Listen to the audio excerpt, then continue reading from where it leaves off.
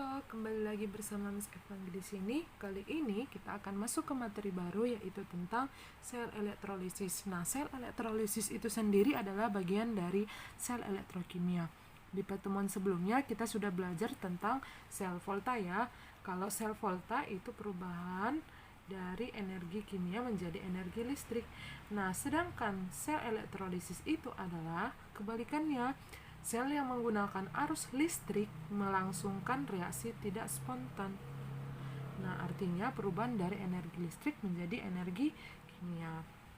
Nah, berkebalikannya dengan sel volta kemarin, susunan sel elektrolisis sendiri terdiri dari anoda dan katoda juga ya. Tetapi untuk anodanya dia bermuatan positif. Kalau dia katodanya bermuatan negatif. Nah, anoda juga sama-sama mengalami oksidasi dan katoda tetap mengalami reduksi. Nah, lihat ini adalah salah satu contoh bagan dari sel elektrolisis berlangsung di dalam satu wadah. Tetapi kalau pada sel volta itu berlangsung dalam dua wadah. Boleh kamu buka ya dari literatur yang lain. Oke, elektron listrik masuk melalui sel elektrolisis melalui kutub negatif atau yang disebut katode. Spesies tertentu dalam larutan menyerap elektron dari katode dan mengalami reduksi. Sementara itu, spesies lain melepaskan elektron di anode dan mengalami oksidasi. Jadi, reaksi apa sih yang terjadi dalam elektrolisis? Nah, misalnya ada soal nih. Contoh, tuliskanlah reaksi elektrolisis larutan NaCl dengan elektroda grafit. Kira-kira apa sih reaksi yang ada di dalamnya? Nah, di sini ada dituliskan kan jawabannya. Nah, sekarang masalahnya dari mana? Oke, misalkan jelaskan. Jadi reaksi pada elektrolisis itu ditentukan oleh elektrodanya. Elektroda itu kan ada katode dan ada anode. Nah, kita bahas satu persatu. Reaksi di katode itu bergantung pada jenis kation. Nah, kation itu sendiri ditentukan yang pertama, apakah dia logam aktif atau dia berupa kation lain. Yang dimaksud dengan logam aktif yaitu logam golongan 1A, 2A, aluminium, dan mangan. Nah, kalau kamu bisa ingat kembali, ini, yuk kira-kira ini apa ini? Ini adalah deret volta. Coba kita lihat dulu cara cepat mengingatnya kemarin. Bagaimana? Lihat kalau Bapak Camat nanti meninggal, almarhum minta air. Jandanya cari pengganti, cadangan, cowok, nitah, sopan pembawaannya. Hati-hati sebelum bibi curiga hingga Agus potong anunya.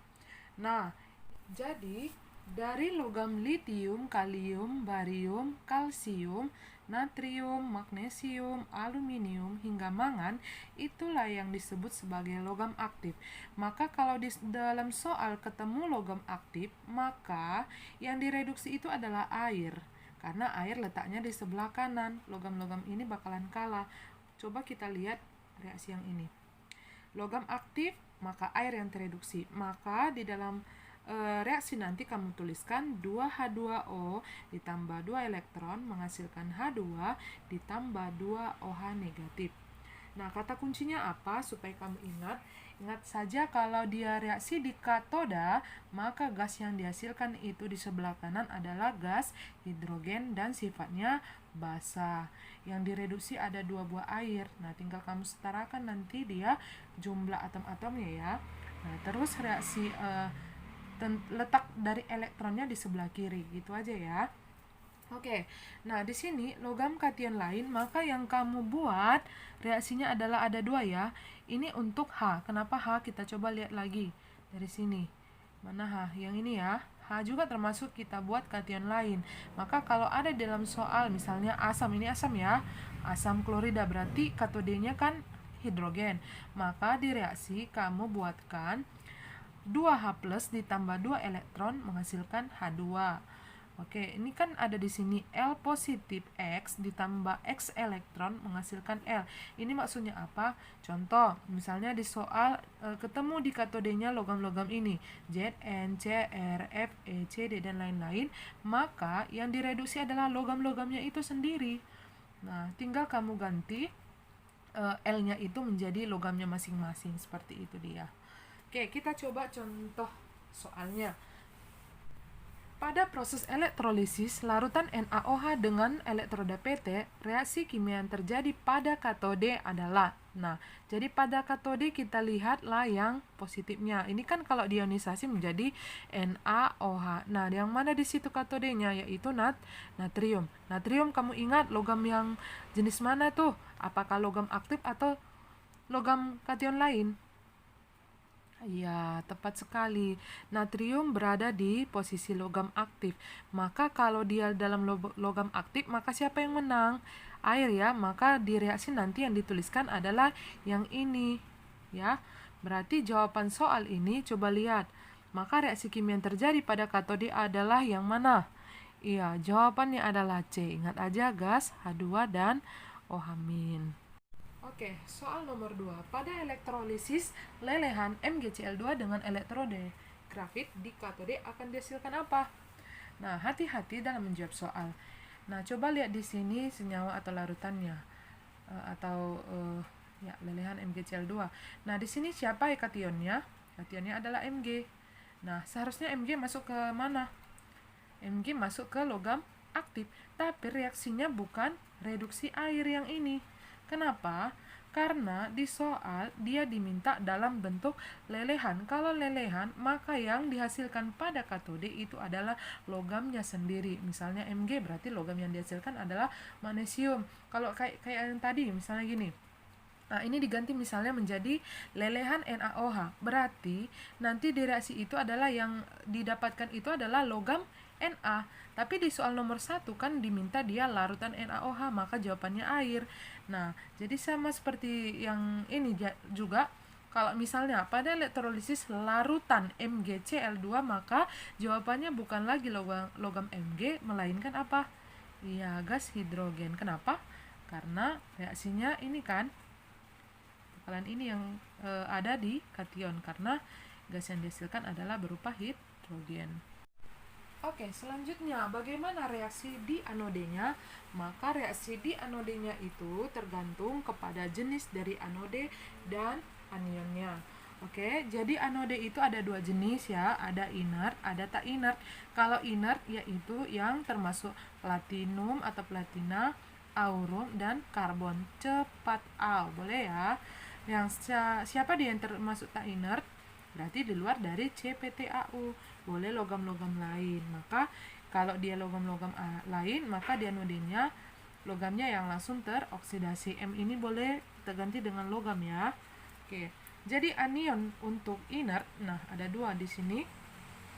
Yang pertama sisa asam oksi.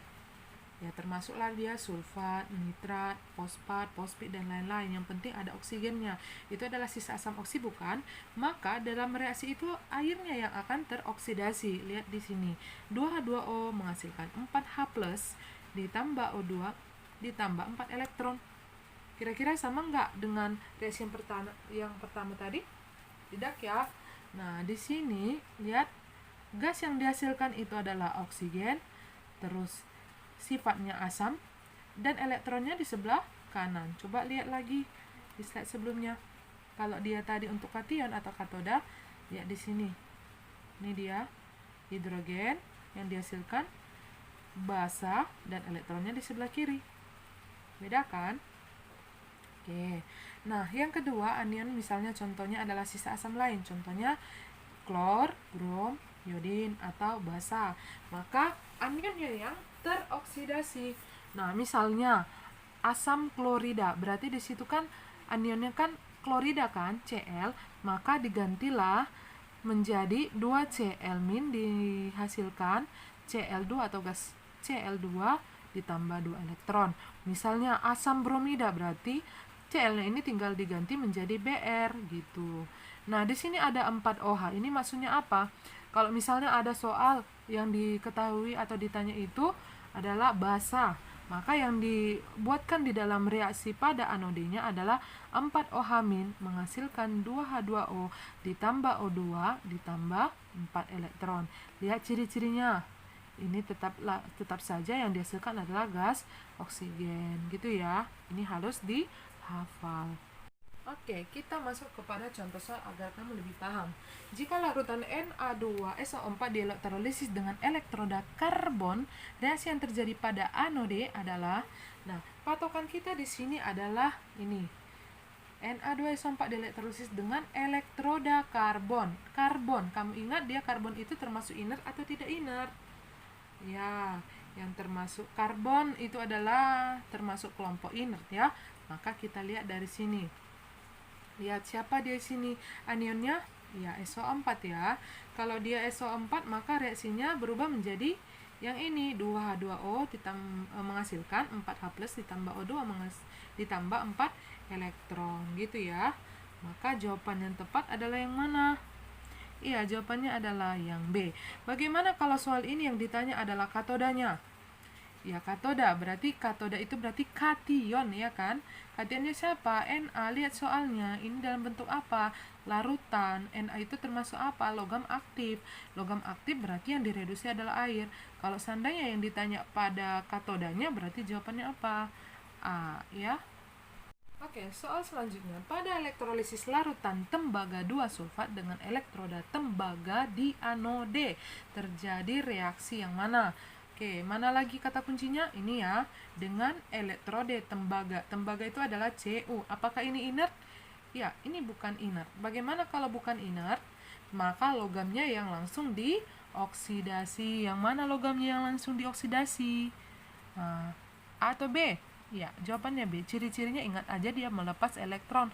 Elektronnya di sebelah kanan. Oke, kalau seandainya ditanya katoda, mana jawabannya yuk? Ya lihat, larutan tembaga. Larutan tembaga termasuk apa? Logam aktif atau kation lain? Nah, coba ingat lagi. Mana coba tembaga? Cu ya. Nah, ini katodanya. Kalau dia larutan katodanya yaitu adalah Cu, maka reaksi di katodanya apa? Ya ini, ya kan? Cu plus 2 ditambah 2 elektron menghasilkan Cu. Oke. Soal yang terakhir, pada elektrolisis cairan itu sama dengan lelehan ya. Lelehan natrium klorida pada katode dan anode berturut-turut dibebaskan. Oke, gampang sekali. Lihat, lelehan natrium. Ayo, kalau kamu ingat, kalau lelehan berarti langsung logamnya ya. Berarti logam yang dihasilkan adalah Na. Berarti opsinya antara C, D, dan E. Kemudian, anodenya apa? Lihat, ini klorida. Kalau tidak ada dikasih tahu soal elektrodanya apa, berarti biasanya itu dalam bentuk inert. Nah, kalau dia klorida itu termasuk yang mana? Termasuk yang ini ya. Sisa asam lain. Ini halida ya. Maka yang gas yang dihasilkan adalah gas dalam bentuk diatomik dirinya sendiri. Mana tadi? Ini ya. Klorida kan Cl, berarti yang dihasilkan adalah Cl2. Maka jawabannya adalah Na dan Cl2. Gampang kan?